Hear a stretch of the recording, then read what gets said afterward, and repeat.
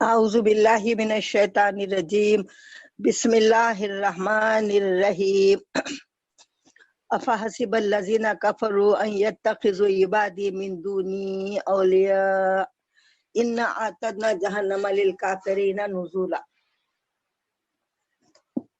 افحسب الذین کیا حسب الذین گمان کرتے ہیں یہ لوگ، کفروا جو کافر ہیں، کیا کافر یہ گمان کرتے ہیں کہ ان یتخذوا یہ کہ وہ بنا لیں عبادی میرے بندوں میں سے کسی کو من دونی میرے سوا اولیاء میرے سوا حمایت میں سے مددگار بنا لیں، یہ چاہتے ہیں، یہ گمان کرتے ہیں کہ وہ بنا لیں گے، مگر انا اعتدنا جہنم للکافرین نزلا۔ السلام علیکم، ایک منٹ، آپ جو بھی ڈیوائس آن کیے اپنی آواز میوٹ کیجئے، اپنی آواز میوٹ کیجئے۔ نزلہ ان کی مہمانداری، نزول کہتے ہیں کسی مہمان کے آنے والے کے لیے کچھ تیاری کر کے رکھنا، ان کے کچھ انتظام کرنا، اس کو نزول کہا جاتا ہے۔ تو یہاں پر کیا ہے، آتدنا ہم نے تیار کر رکھا ہے جہنم کافروں کے لیے، ان کی مہمانی کے لیے، یعنی جہنم میں ان کی مہمانی ہوگی۔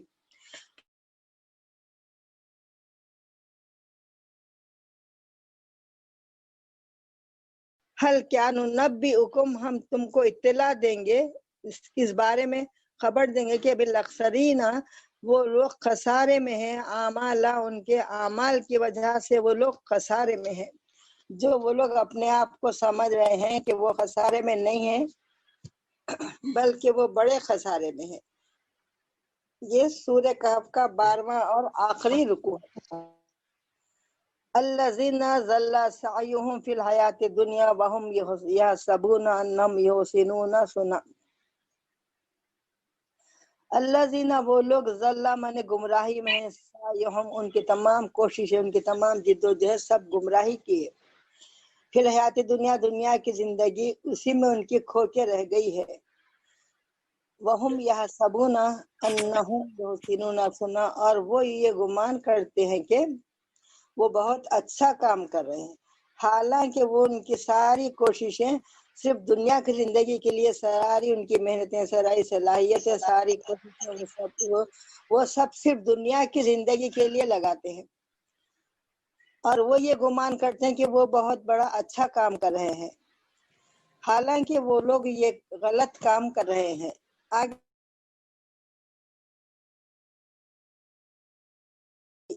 حبطت اعمالهم فلا نقیم لهم یوم القیامت وزنا۔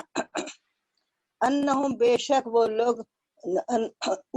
وہ تو ہوگا اولئک الذین کفروا وہی لوگ ہیں جو کافر ہیں، انکار کرنے والے ہیں بیات رب کی آیتوں کا، ولقائہ اور اس سے ملاقات کی، ایک دن رب کے سامنے حاضر ہونا ہے، رب سے ملاقات ہونا ہے، یہ تمام باتوں کا وہ انکار کرتے ہیں۔ تو ان کے بارے میں ارشاد ہے فحبطت اعمالهم، حبیطہ مانے ضائع ہو جانا، تو ان کے تمام اعمال ضائع ہو جائیں گے۔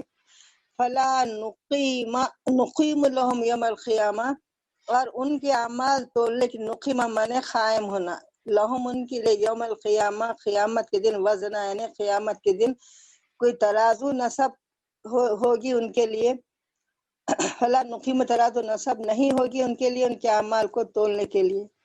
جزاؤہم جہنم بما کفروا واتخذوا آیاتی ورسولی ہزوا، اور یہ ان کا بدلہ ہے جہنم، بما کفروا جو وہ کفر کرتے تھے، واتخذوا اور گھڑ لیا ہے انہوں نے، اپنی طرف سے بنا لیا ہے، آیاتی اللہ تعالیٰ فرما رہے ہیں میری آیتوں کو اور میری نشانیوں کو، رسولی اور میرے تمام رسولوں کو، ہزوا مذاق۔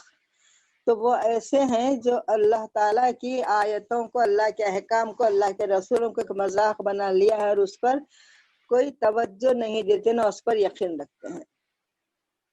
تو یہ کفار کے بارے میں ارشاد ہے۔ آگے ارشاد ہے ان الذین آمنوا وعملوا الصالحات کانت لهم جنات الفردوس نزلا۔ ان الذین بے شک وہ لوگ، آمنو جو ایمان لائے، وعملوا الصالحات اور نیک کام کیے، ہر جگہ خالی ایمان काम नहीं देगा, बल्कि नेक अमल पूरे कुरान में जहाँ जहाँ जिक्र है हर जगह आमनू के बाद अमलु सालिहात है। यानी बहुत से लोग खाली ईमान ला लिया और अमाल से इतने गाफिल हैं कि उनको अमल की जरूरत ही नहीं है। जैसा कि अल्लाह ताला फरमाते हैं, बेशक वो लोग जो ईमान लाए और नेक अमल किए, कानत है लहुम उनके लिए जन्नतुल फिरदौस, जन्नत फिरदौस के बागात हैं। जन्नत की जमा जन्नात है, जन्नत के माने तो बागात बाग के है ना, तो जन्नतुल फिरदौस फिरदौस के बागात है। नुजुला वहां पर उनकी मेहमानदारी किया जाएगी। यानी मेहमान के लिए तवाज़ुन के लिए जो चीज तैयार खाना वगैरह तैयार किया जाता है, जो भी इंतजाम किया जाता है उसको नुजुला कहते हैं। तो जन्नतुल फिरदौस नुजुला, तो रसूलुल्लाह सल्लल्लाहु अलैहि वसल्लम ने इरशाद फरमाया, जब अल्लाह से मांगो तो जन्नतुल फिरदौस मांगो, क्योंकि वह जन्नतों में सबसे दरमियान की और सबसे बुलंद जन्नत है, जिस पर अर्शे रहमान है और इसी से जन्नत की नहरें जारी होती हैं। हजरत काब रज़ियल्लाहु अन्हु ने फरमाया, फिरदौस में नेकियों का हुक्म देने वाले और बुराइयों से रोकने वाले उसमें ऐश करेंगे। अल्लाहुम्मा जअलना मिनहुम। कुरान मजीद की तिलावत करते वक्त या बयान सुनते वक्त अगर अजाब का, दोज़ख का जिक्र आए तो कहना चाहिए, अल्लाहुम्मा ला तजअलना मिनहुम, अल्लाह हमको उनमें से ना बनाइए। और जब नेकियों का, नेकों का जिक्र आए तो कहना चाहिए, अल्लाहुम्मा जअलना मिनहुम, अल्लाह हमको उनमें से बना दीजिए। खालिदीना फीहा ला यबगूना हिवला। खालिदीन के माने तो हमेशा हमेशा रहना। दोज़ख लफ्ज़ खालिदीन दोज़खियों के लिए भी आता है, कुफ्फार के लिए, और जन्नतियों के लिए भी आता है। खालिदीन के माने हमेशा हमेशा रहेंगे, दोज़ख में कुफ्फार, और खालिदीना फीहा और जन्नती जन्नत में रहेंगे। ला यबगूना नहीं चाहेंगे वो, अनहा ही वाला उस मकाम को बदलना। यानी जो जन्नत पे रहेंगे वो जन्नती लोगों के बारे में कि वो ऐसे मकाम पे रहेंगे कि वो कभी नहीं चाहेंगे कि इस मकाम से किसी दूसरे मकाम को चले जाना है, दूसरे मकाम पे बदल देना चाहिए, मकाम को बदलना चाहिए। यानी उनको इतना आराम, इतना सुकून, इतनी राहत मिलेगी कि वो बदलना नहीं चाहेंगे। आगे इरशाद है, खुल लौ कानल बहरु मिदादल लिकलिमाति रब्बी लनफिदल बहरु क़ब्ल अन तनफदा कलिमातु रब्बी वलौ जिना बिमिस्लिही मददा। कुल आप फरमा दीजिए, लौ कानल बहरु, लौ अगर, काना हो जाए बहर तमाम समंदर, समंदर अगर मिदाद कहते हैं सियाही को, अगर तमाम समंदर सियाही बन जाए, इंक बन जाए, लिकलिमातिल्लाहि अल्लाह ताला के रहमत लिखने के लिए, लनफिदा वो खत्म हो जाएंगे साथ पूरे समंदर। नफिदा माने खत्म हो जाना, बाहर समंदर। क़ब्ल अन तनफदा इससे पहले के अल्लाह ताला के कलिमात पूरे, क़ब्ल अन तनफदा कलिमातु रब्बी, इससे पहले के उनके अल्लाह ताला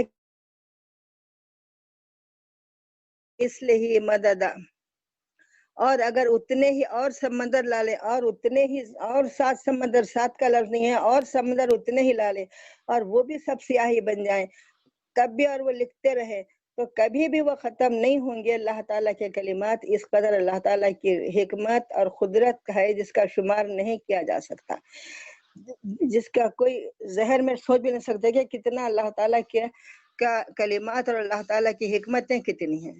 इसके आगे इरशाद है, कुल इन्नमा अना बशरुम मिस्लुकुम यूहा इलैया इन्नमा इलाहुकुम इलाहुम वाहिद फमन काना यरजू लिका रब्बिही फलियअमल अमलन सालिहन वला युशरिक बिइबादति रब्बिही अहदा। आयत का तर्जुमा है, खुल आप फरमाइए, इन्नमा अना बशरुम, मैं बशर हूँ, मिस्लुकुम तुम्हारी तरह, इन्नमा अना बेशक मैं बस बशर हूँ तुम्हारी तरह का, तुम्हारी तरह, यूहा इलैया मुझ पर वही आती है, और अन्नमा इलाहुकुम इलाहुम वाहिद, और जो हम तुम्हारा माबूद एक माबूद है, वाहिद है। फमन काना यरजू, पर जो मिलना चाहे, मुलाकात करना चाहे अपने रब से, तो उसको चाहिए कि फलिया अमल, बस अमल करे, अमलन सालिहा नेक अमाल करे, वला युशरिक और किसी को शरीक न करे, बेइबादती रब्बी अहदा, रब की इबादत में किसी को शरीक न करे। तो ये तो तर्जुमा हो गया आयत शरीफा का। अब इस आयत के बारे में थोड़ी तफसील अर्ज करना है। کہ قرآن کے جو آیت ہیں نما انا بشر مثلکم، تو اس آیت کو لے کر اہل حدیث یا بعض ایسے وہابی قسم کے لوگ ہیں جس کے بارے میں یہ کہتے ہیں کہ اللہ تعالی کہ آپ ہماری طرح کے بشر ہیں، یہ آپ سے اس لیے کہلوایا جا رہا تھا، آپ فرما دیجئے اس لیے کہا گیا کہ اس آیت میں ساتھ ہی یہ بھی کہلوایا گیا کہ مگر مجھ پر وحی آتی ہے، تو تخصیص کر دی گئی وحی کی کہ مگر مجھ پر وحی آتی ہے، تو میری ایک خصوصیت آپ نے بیان فرما دی۔ کیا تمہارے اوپر بھی وحی آتی ہے؟ قرآن کے الفاظ پر غور کریے کہ جیسا کہ اللہ تعالیٰ نے آپ صلی اللہ علیہ وسلم کے بارے میں فرمایا کہ میں آپ کو رحمت بنا کر بھیجا ہوں، میں شاہد و مبشر بنا کر بھیجا ہوں، آپ رؤوف الرحیم ہیں، اس طرح ایسا ہی اللہ تعالیٰ کا یہ انداز نہیں ہے کہ میں آپ کو بشر بنا کر بھیجا ہوں، بلکہ اللہ تعالیٰ آپ صلی اللہ علیہ وسلم سے کہلوایا ہے وہ بھی اس لیے کہ انسان کی رہبری انسان ہی کر سکتا ہے۔ اگر آپ سے بدل کوئی فرشتہ قرآن لے کر آتا اور سناتا تو لوگ کہتے وہ فرشتہ تھا، وہ عمل کر دیا، ہم انسان ہیں، انسان کے بشریت کے تقاضے کی وجہ سے ہم اس پر عمل نہیں کر سکتے، اس لیے بشکل بشر بھیجا کہ آپ صلی اللہ علیہ وسلم ہر حکم پر عمل کر کے دکھا دیے۔ آپ صلی اللہ علیہ وسلم کی زندگی قرآن پاک کا عملی نمونہ بنی، اس لیے بشکل بشر بھیجا کہ لوگوں کو آپ کو دیکھ کر قرآن پاک کے تمام احکام پر عمل کرنا آسان ہو جائے، اور اس لیے یہ کہلوایا گیا لفظ بشر آپ صلی اللہ علیہ وسلم کے زبان مبارک سے اس لیے اور کہلوایا گیا۔ ایک بات، دوسری بات یہ بھی ہے کہ عزیر علیہ السلام اور عیسیٰ علیہ السلام سے جو عام انسانوں سے بڑھ کر تھوڑے کمالات، تھوڑے خصوصیات دکھائے، تو ان کی قوم نے ان کے بارے میں شرک کے الفاظ کہے، نعوذ باللہ خدا کا بیٹا کہہ دیا۔ تو رسول اللہ صلی اللہ علیہ وسلم کو وہ کمالات اللہ تعالیٰ نے عطا فرمائے، وہ مقام رفیع عطا فرمایا کہ ہم اس کو نہ سمجھ سکتے نہ سمجھا سکتے۔ آسمانوں پر بلایا، مقام خوابہ قوسین پر فائز کیا، ما زاغ البصر وما طغی کے الفاظ آپ کی شان میں کہے گئے۔ راست اللہ تعالیٰ نے آپ پر شب معراج میں راست آپ سے بات کی جو جبرائیل علیہ السلام کو بھی نہیں معلوم ہونے کی تھی۔ اللہ نے خاص اپنے حبیب خاص سے مقام خاص میں جو بات کی اس کے بارے میں ہے کہ فَأَوْحَىٰ إِلَىٰ عَبْدِهِ مَا أَوْحَىٰ، پس ہم نے وحی کی ہمارے بندے محمد صلی اللہ علیہ وسلم پر جو کچھ کے وحی کہنا تھا، یعنی ہم کو جو کہنا تھا وہ کہہ دیا۔ جہاں پر جبرائیل علیہ السلام کے پر بھی جلتے ہیں وہاں آپ اطمینان سے آگے بڑھتے چلے گئے۔ قرآن کے الفاظ ہیں وَكَانَ قَابَ قَوْسَيْنِ أَوْ أَدْنَىٰ، اور آپ کو اللہ تعالیٰ نے اتنا مقام قرب عطا فرمایا کہ جس طرح کے دو کمانیں ملتی ہے یا اس سے بھی زیادہ قریب کا مقام اللہ تعالیٰ نے آپ کو عطا فرمایا۔ تو یہ مقامات دیکھ کر کہیں آپ کے امتی عزیر علیہ السلام، عیسیٰ علیہ السلام کی قوم کی طرح نعوذ باللہ خدا کا بیٹا نہ کہنے لگ جائے، اس لیے اللہ تعالیٰ نے اس امت پر مہربانی فرمائی، کیونکہ اللہ کے حبیب پاک کی امت ہے۔ تو اس امت پر مہربانی فرما کر اللہ نے اس طرح کے شرک کے خیالات بھی کسی کے دل میں نہ آئے، اس لیے یہ کہلایا گیا کہ میں تمہاری طرح کا بشر ہوں، نہ کہ اس لیے کہا گیا کہ سارا قرآن جو عظمت رسول، رفعت رسول سے بھرا ہوا ہے سب چھوڑ کر صرف آدھی آیت کے پیچھے پڑ جاؤ، صرف بشر بشر کہتے رہو۔ اس سے کہنے والے کی ضلالت کا پتہ چلتا ہے کہ ان کے جو جوابات ان کے جواب کے لیے اور ہمارے لوگوں کو مستحکم کرنے کے لیے ثبوت میں چند مثالیں پیش کرنے کی سعادت حاصل کرنے کی کوشش کروں گی۔ وہ گمراہ لوگ ہمارے بارے میں یہ کہتے ہیں کہ سنت جماعت والے غلو کرتے ہیں، سنت جماعت والے حد سے بڑھا دیتے ہیں، نعوذ باللہ جن کی حد اللہ نے نہیں بتائی، یہ کون ہوتے حد بتانے والے؟ یہ مقام ہمارے آقا کا ہے، جس اللہ تعالیٰ کے بعد جو سب سے بڑا مقام ہے وہ ہمارے نبی کا ہے۔ کسی نے کیا خوب کہا ہے، بعد از خدا بزرگ توئی، قصہ مختصر، کہ اللہ کے بعد جو مقام ہے صرف آپ کا ہے۔ اگر کوئی اسلام قبول کرنے والا صرف لا الہ الا اللہ 1.25 لاکھ بار بھی کہہ دے تو وہ مسلمان نہیں ہو سکتا، جب تک کہ محمد رسول اللہ نہ کہے وہ میں نہیں ہو سکتا۔ جیسا کہ صاحب قصیدہ بردہ نے کہا ہے، جو عیسیٰ علیہ السلام اور عزیر علیہ السلام جو کہے ہیں اس کو چھوڑ دے، وہ نہ کہے اس کے بارے میں، پھر اس کے بعد اس کے سوا جو چاہے جتنی چاہے عظمت رسول بیان کر کم ہے۔ سورہ احزاب میں ارشاد باری تعالیٰ ہے یا نساء نبی لستن کأحد من نساء، اے نبی کی بیویوں، یا سے مخاطبت ہے، نبی کی بیویوں سے ڈائریکٹ خطاب ہے، یا نساء نبی لستن، تم ہرگز نہیں ہو، کأحد من نساء، عام عورتوں میں کسی ایک عورت کی طرح بھی۔ تو عورتوں کے جب رسول اللہ صلی اللہ علیہ وسلم کی بیویاں ہونے کی وجہ سے رسول اللہ صلی اللہ علیہ وسلم کی بیویاں عام عورتوں کی طرح ہرگز نہیں ہے۔ لستنہ کا لفظ ہے، یہاں پر لام تاکید ہے، یعنی ہرگز ہرگز تم عام عورتوں کی طرح نہیں ہو۔ تو جب نبی کی بیویاں نبی صلی اللہ علیہ وسلم کی بیویاں ہونے کی وجہ سے عام عورتوں کی طرح نہیں ہیں، تو پھر رسول اللہ صلی اللہ علیہ وسلم عام لوگوں کی طرح کس طرح ہو جا سکتے ہیں؟ اور رسول اللہ صلی اللہ علیہ وسلم رسول اللہ صلی اللہ علیہ وسلم کے اہل بیت کے بارے میں اللہ تعالیٰ فرماتا ہے وَيُطَهِّرُكُمْ تَطْهِيرًا، کہ آپ کے اہل بیت اللہ تعالیٰ پاک سے پاک تر فرمایا ہے جس کو، تو نبی صلی اللہ علیہ وسلم کے اہل بیت ہونے کی وجہ سے طاہرکم تطہیرا فرمایا گیا۔ جب تک نمازوں میں رسول اللہ صلی اللہ علیہ وسلم پر اور آپ صلی اللہ علیہ وسلم کی آل پر درود اور سلام نہ پڑھا جائے، نماز ہی نہیں ہوتی۔ اللہ تعالیٰ خود میں فرشتوں کے آپ صلی اللہ علیہ وسلم پر درود بھیجتا رہتا ہے۔ وہ بھی الفاظ دیکھیے کیسے الفاظ ہیں۔ اللہ تعالیٰ فرماتا ہے یصلون علی النبی، ان اللہ و ملائکتہ یصلون علی النبی، اس کے بعد حکم ہے یا ایھا الذین آمنوا صلوا علیہ وسلم تسلیما۔ تو آیت شریفہ لفظ انا سے شروع ہے، انا کے معنی بے شک ہے، اور لفظ انا حرف تاکید، یعنی یقیناً اللہ تعالیٰ درود بھیجتے رہتا ہے نبی صلی اللہ علیہ وسلم پر۔ اور عربی گرامر کے حساب سے یہ جو یصلونا کا جو لفظ ہے وہ ماضی استمرار دوام کا صیغہ ہے۔ اس کے معنی یہ ہوتے ہیں ہر وقت ہر گھڑی مسلسل اللہ تعالیٰ رحمت بھیج رہا ہے۔ درود فارسی زبان کا لفظ ہے، اس کا اردو ترجمہ ہوگا رحمت بھیجنا۔ درود بھیجنا مانے رحمت بھیجنا۔ تو اللہ تعالیٰ مسلسل رحمت بھیج رہا ہے تا قیام قیامت، بلکہ اس کے بعد بھی رحمت اللہ تعالیٰ اپنے نبی پر مسلسل رحمت بھیج رہا ہے۔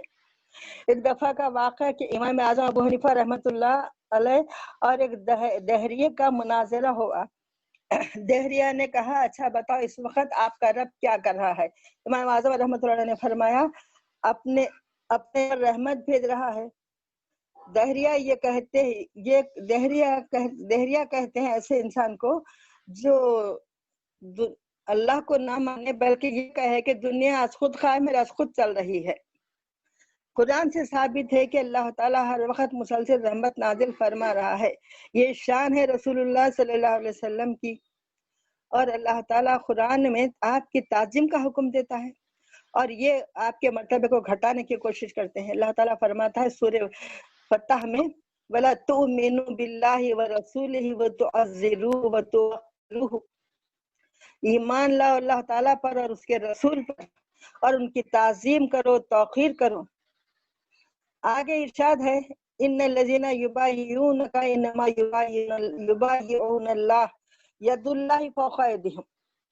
تو پہلے تو اللہ تعالیٰ حکم دے رہا قرآن میں کہ تعظیم اور توقیر کرنے کا، تو تعظیم اور توقیر جتنی کرنے کا حق اتنے ہم کر بھی نہیں سکتے، اگر چاہیں تو بھی آپ کا وہ مقام عالی ہے۔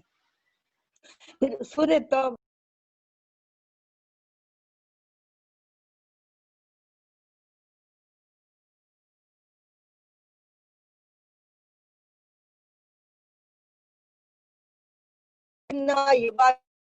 اللہ کے ہاتھ پر بیعت کرنا ہے، تو آپ کے ہاتھ کو اللہ تعالیٰ اپنا ہاتھ فرمایا اور یہ فرمایا ید اللہ فوق ایدیہم، ان کے ہاتھوں پر اللہ کا ہاتھ ہے، یعنی بے شک جو آپ کے ہاتھ پر بیعت کر رہے ہیں بے شک وہ اللہ کے ہاتھ پر بیعت کر رہے ہیں، ان کے ہاتھوں پر اللہ کا ہاتھ ہے۔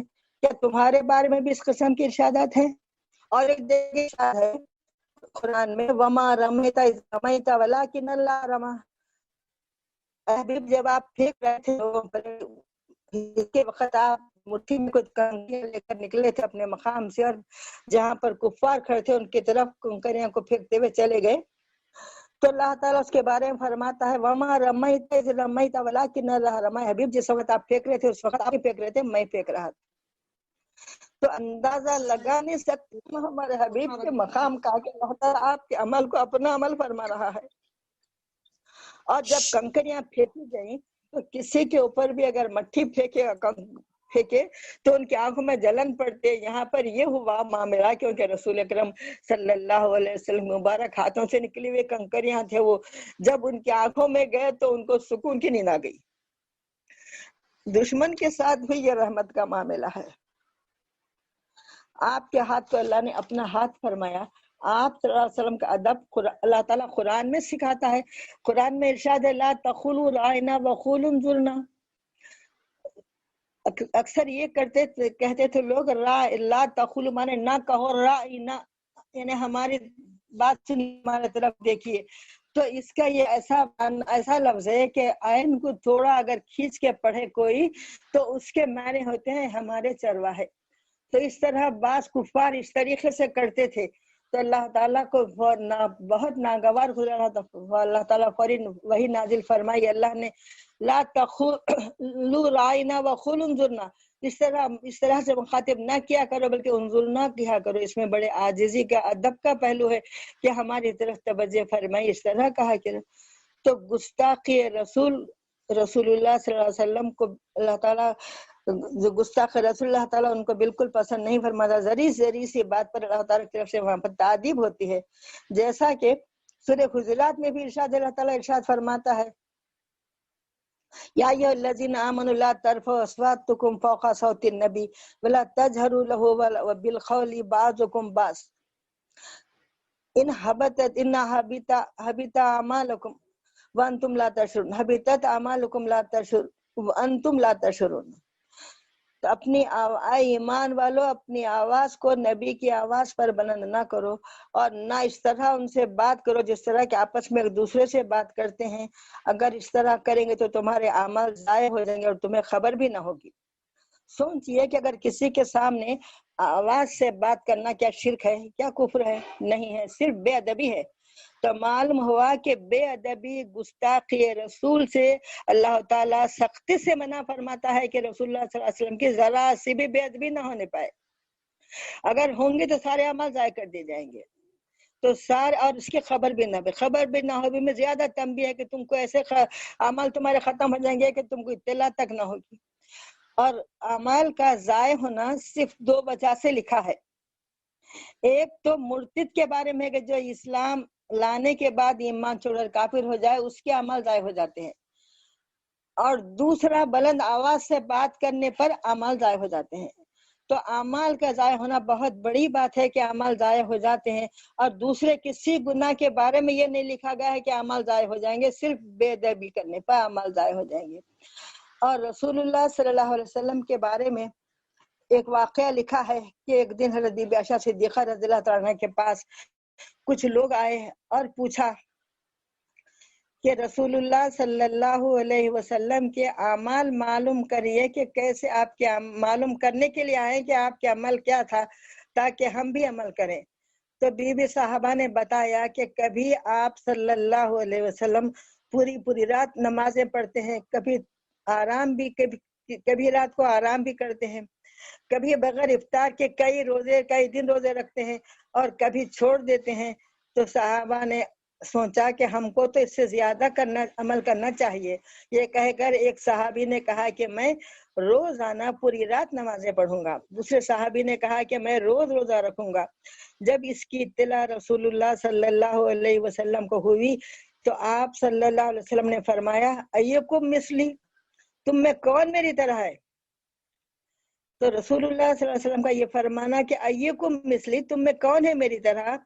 مجھ کو تو میرا رب کھلاتا ہے، میرا رب پلاتا ہے. تو آپ نے فرمایا کہ تم میں کوئی میری طرح کا نہیں ہے.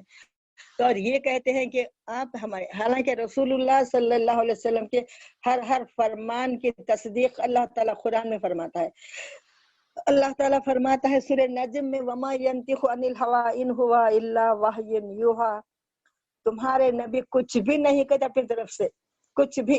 وما ينطق عن الهوى، نہیں کہتے وہ کچھ بھی. ہوا مانے خواہش، اپنی طرف سے، اپنی خواہش. نطق گویائی ہے، انل ہوا گو اپنی بات طرف سے نہیں کہتے. ان ہوا سوائے اس کے کہ وحی یوحا، وہی کہتے جو ان پر وحی آتی. الا وحی یوحا، سوائے اس کے کہ آپ کی طرف وحی کی جاتی ہے. तो अरबी ग्रामर के हिसाब से जहाँ पर भी इल्ला आता है तो इल्ला के बाद जो भी लफ्ज आता है ना उसके मायने ये होते हैं इसके सिवा कुछ भी नहीं, सिर्फ यही, बस यही और कुछ दूसरा नहीं। इल्ला के बाद जो लफ्ज आता, जैसा कि ला इलाहा के बाद इल्लल्लाह है, ला इलाहा नहीं है कोई माबूद इल्लल्लाह, अल्लाह के सिवा कोई माबूद है ही नहीं। ऐसा ही बहुत सी जगह अमर सल्ला का इल्ला रहमतुल आलमीन, हमने आपको भेजा सिवा इसके क्या आपको सरता पर रहमत ही रहमत बनाकर भेजा, आप रहमत है सिवा कुछ नहीं इसके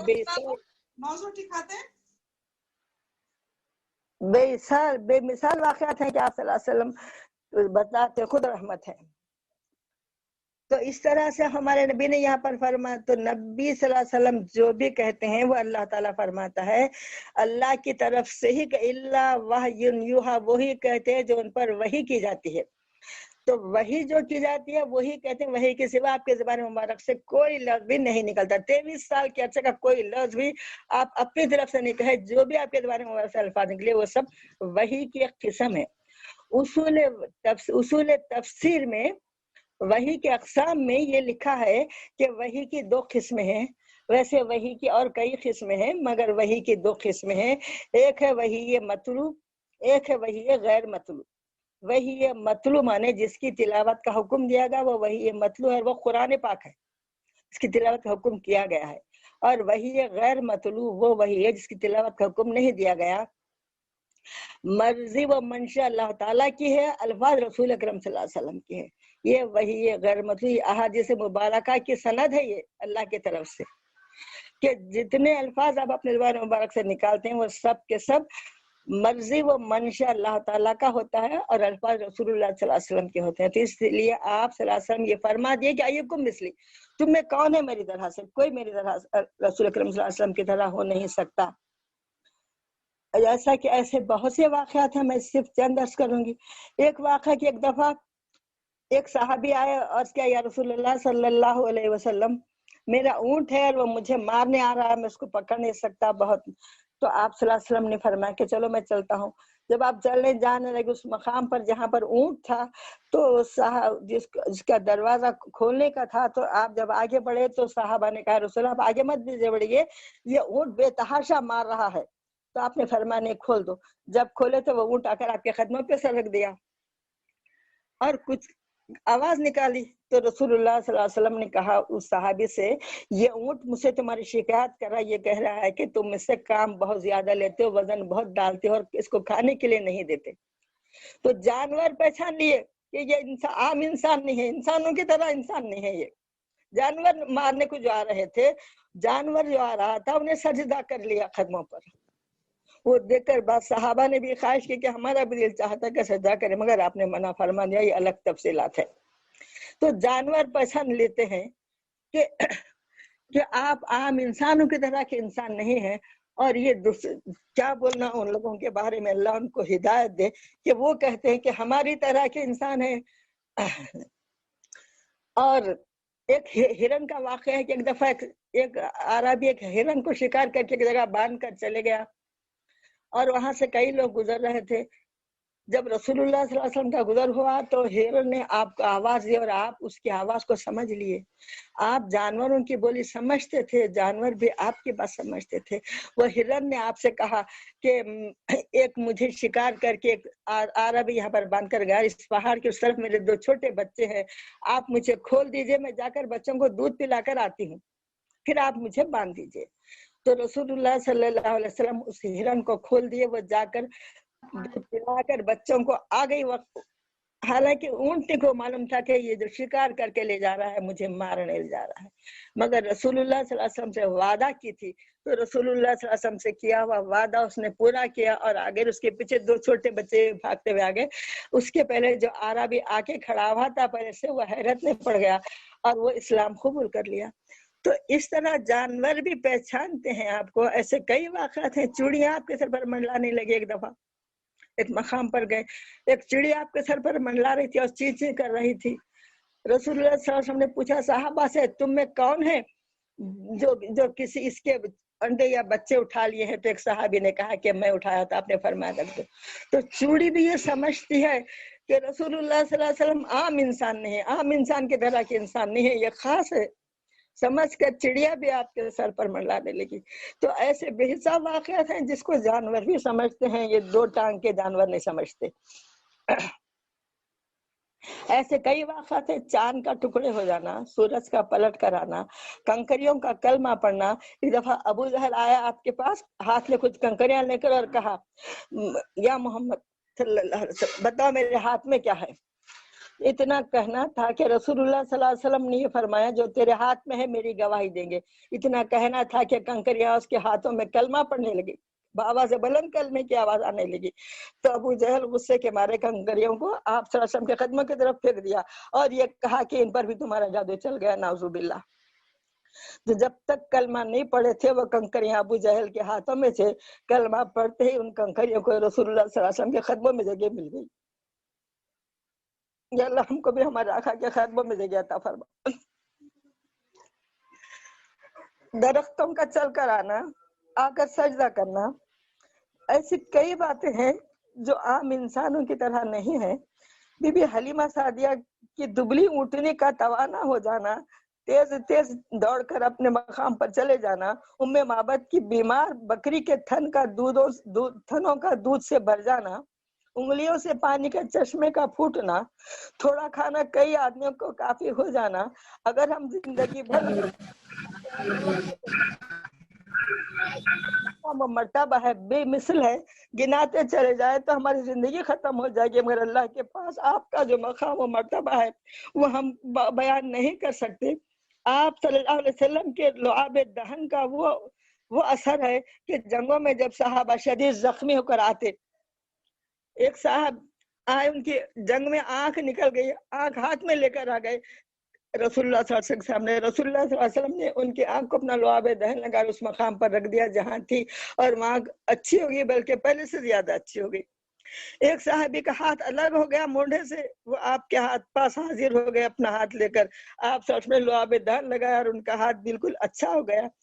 ایسے کئی واقعات ہیں رسول اللہ صلی اللہ علیہ وسلم کے بارے میں۔ کیا تم بھی تمہارا لعاب دہن لگاؤ نا؟ اب بہت سے لوگ زخمی ہیں، آج اچھا ہو جاتا کیا دیکھیں گے؟ تمہارے طرح ہے نا۔ خیر اللہ ہدایت دے۔ آپ صلی اللہ علیہ وسلم کے جسم مبارک پر کبھی مکھی نہیں بیٹھی، کیا تمہارے جسم پر بھی نہیں بیٹھتی؟ بی بی حلیمہ سعدیہ کہتی ہیں جب تک آپ میرے گھر میں رہے مجھے چراغ جلانے کی ضرورت نہ پڑی، میرا گھر ہمیشہ چراغ جلانے کی کبھی ضرورت نہیں پڑی، میں چراغ نہیں جلائی، ہمیشہ میں گھر میں روشنی رہتی تھی۔ محلے والے کہتے اے حلیمہ کیا تم رات کو بھی چراغ جلاتے ہو؟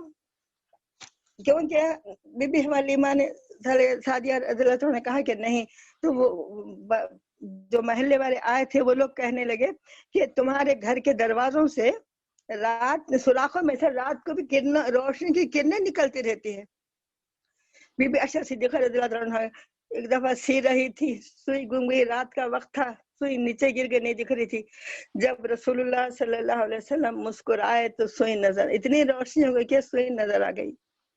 آپ صلی اللہ علیہ وسلم جس راستے سے گزرتے وہ راستے خوشبو سے مہک اٹھتے، لوگ پہچان لیتے کہ یہاں سے رسول اللہ صلی اللہ علیہ وسلم گزرے ہیں۔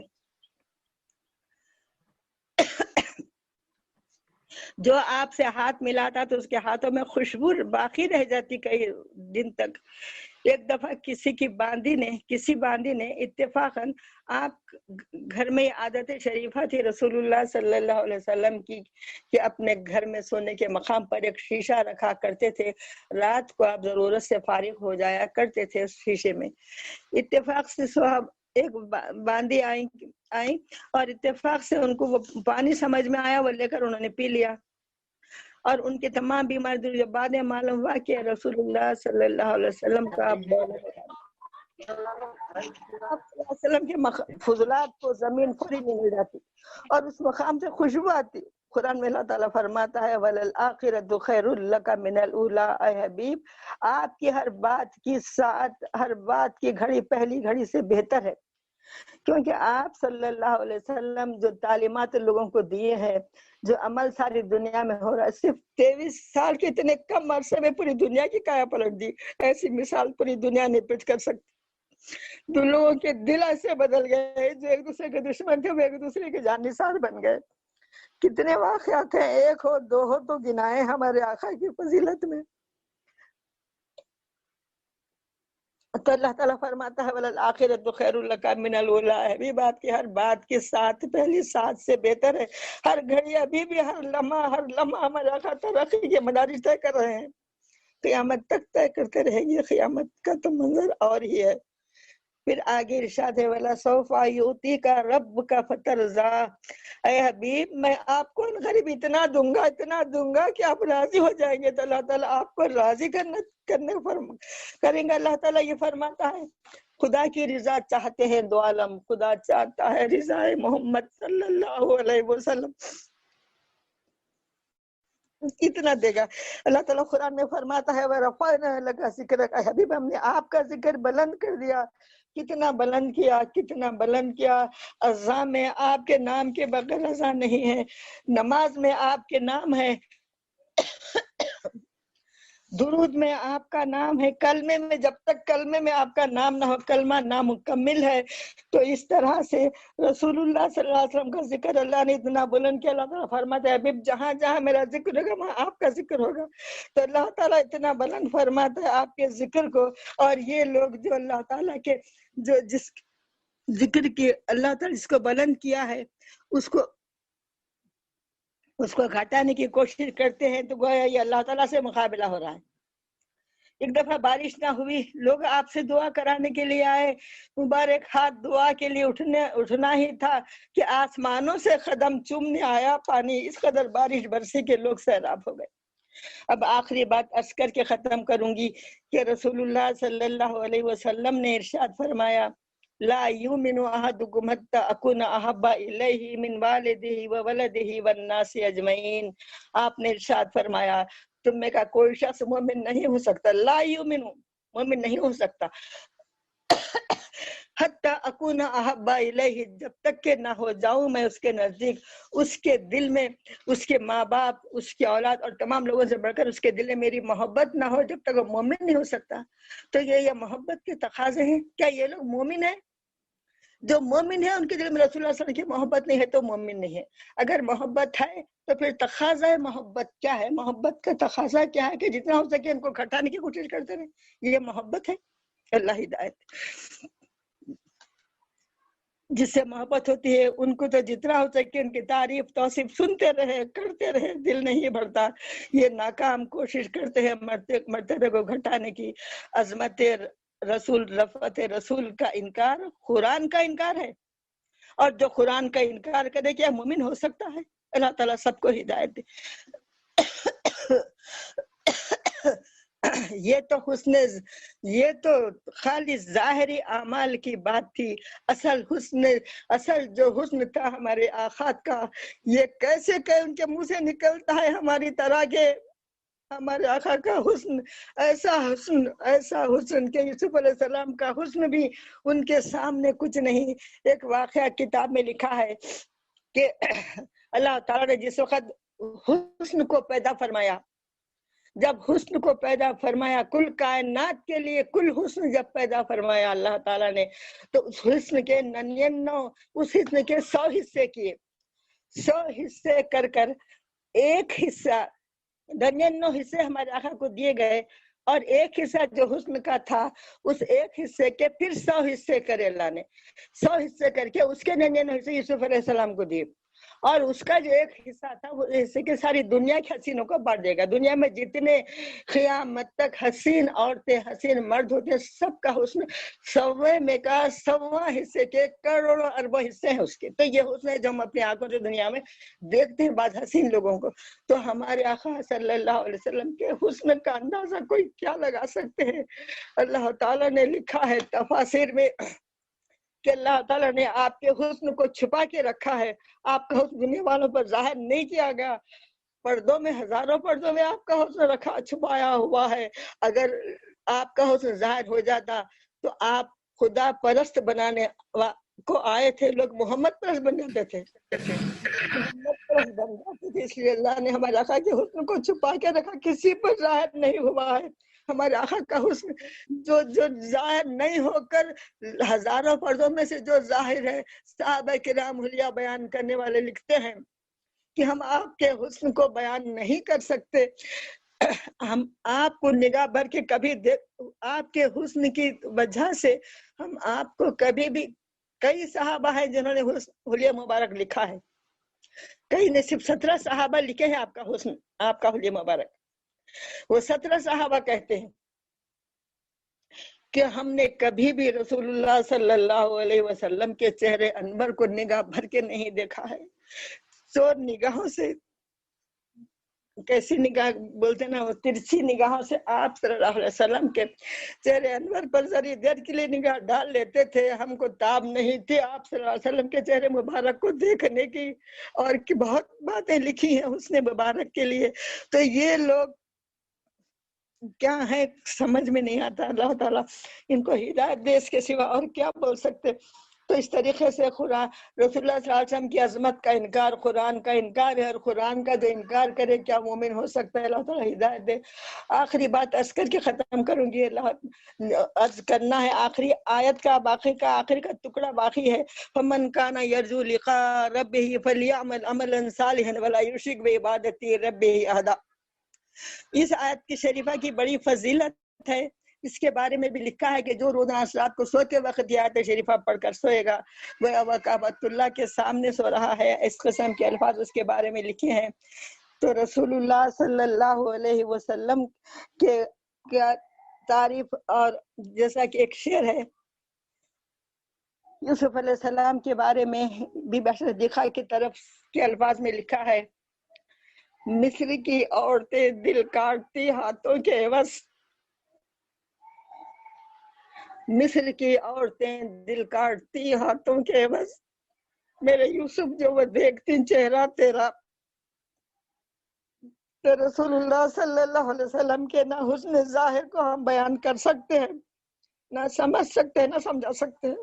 نہ آپ کا مقام تو اللہ تعالیٰ قرآن میں اتنا بیان کیا، اتنا بیان کیا ہے جس کی کوئی حد نہیں ہے بیان کرنے کی. ایک دفعہ کا ایک واقعہ ہے کہ ایک مناظرے کے لیے وقت مقرر کیا گیا تھا، ایک وہابی کے لیے اور ایک سنت الجماعت کے عالم کے لیے. دونوں کو ایک مقام پر بلایا گیا تھا، ان کو ٹائم دیا گیا تھا کہ آج رات تک آپ لوگ یہاں ٹھہریے، صبح مناظرہ ہوگا. جب دونوں وہاں پر ٹھہر گئے رات میں، صبح میں جب مناظرے کا وقت آیا تو جب مناظرے کے مقام پر بیٹھے تو سنت جماعت کے جو عالم صاحب تھے انہوں نے کہا اس آدمی سے جو بے ادب تھا، کہا کہ اچھا آپ انصاف سے بولیے، رات تمام آپ کام میں گزارے، آپ صرف اسی چیز میں گزارے کہ قرآن و حدیث سے ڈھونڈ کر آپ صلی اللہ علیہ وسلم کے مقام کو گھٹانے کے لیے کچھ مثالیں آپ پیش کریں. پوری رات صرف اسی میں لگا دیے کہ رسول اللہ صلی اللہ علیہ وسلم کے مقام کو گھٹانے کے لیے ہماری طرح کے انسان ہے یہ ثابت کرنے کے لیے آپ نے اس پوری رات گزار دی، اور ہم تو اس کے جواب کے لیے ہماری رات گزاری ہے. تو اب انصاف سے فرمائیے کیا ایک امت کو یہی لازم ہے کہ پوری زندگی اسی میں تمام صلاحیتیں، تمام کوششیں، اپنا تمام دماغ صرف اس میں لگا دے کہ کس طرح سے رسول اللہ صلی اللہ علیہ وسلم کے مقام ہم گھٹا دیں، کس طریقے سے ان کے مرتبے کو ہم گھٹا دیں، اور ہماری طرح کے انسان کہنے لگ جائے کیا ان کے دل کو اس میں کیسا سکون ملتا ہے. اللہ ہدایت دے، اس کے سوا کچھ نہیں بول سکتے. وآخر دعوانا الحمدللہ رب العالمین. اللہم آنس وحشتنا فی قبرنا، اللہم ارحمنا بالقرآن العظیم وجعلہ لی اماما ونورا وہدا ورحمہ. اللہم ذکرنا منہ ما نسینا وعلمنا منہ ما جہلنا وارزقنا تلاوتہ آناء اللیل وآناء النہار وجعلہ لی حجتا یا رب العالمین. آمین. اللہم صلی علی سیدنا مولانا محمد وعلی آل سیدنا مولانا محمد وبارک وسلم.